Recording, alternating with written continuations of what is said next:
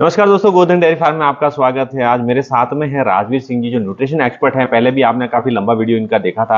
आज एक मुख्य प्रॉब्लम है, बहुत बड़ी प्रॉब्लम है डेयरी फार्म में, वो है इनफर्टिलिटी। गाय को ज्ञापन न होना। ज्ञापन होती है तो वो ठहरती नहीं, बार बार रिपीट हो जाती है। हीट में तो आती है लेकिन रुकती नहीं। उसका मुख्य कारण क्या है, तो जानते हैं राजवीर सिंह जी। सर, इनफर्टिलिटी के बारे में आपसे जरूर जानेंगे। वंदे मातरम दोस्तों।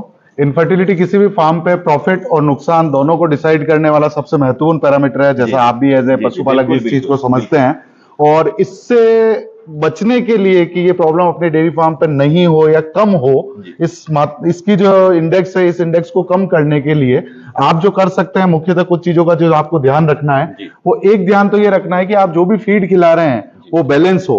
और फीड को बैलेंस करने के लिए आप मेरी सहायता ले सकते हैं, या फिर कुछ अच्छे जो पशुपालक आपके उस एरिया में हो और काम कर रहे हो जहां पर इनफर्टिलिटी की प्रॉब्लम कम हो, उनसे समझ सकते हैं।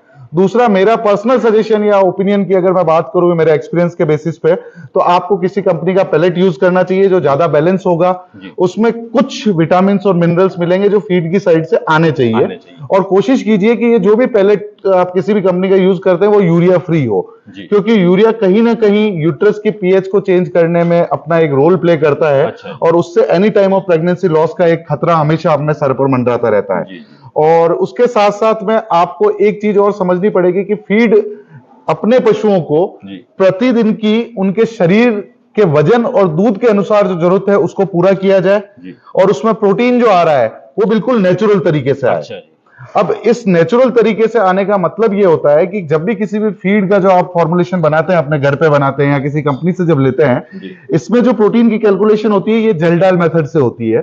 और जेल्डाल मेथड नाइट्रोजन को कैलकुलेट करता है और उसको गुणा किया जाता है 6.5 से या 6.25 से, कहना है मल्टीप्लाई किया जाता है, और प्रोटीन का एक परसेंटेज आ जाता है। अब इस जेल्डाल मेथड को ये कोई फर्क नहीं पड़ता कि वो पेप्टाइड से आ रहा है, बायोरेट से आ रहा है, अमीनो एसिड से आ रहा है या फिर यूरिया से आ रहा है। वो तो नाइट्रोजन जो बन रही है उसको कैलकुलेट करके बनाता है। तो कोशिश ये कीजिए कि अमीनो एसिड से ही आए और प्रॉपर्ली बैलेंस्ड जितने भी हैं अमीनो एसिड्स उनका एक बैलेंस आए। तो ये सबसे पहले महत्वपूर्ण चीज किसी भी फार्म पर होती है।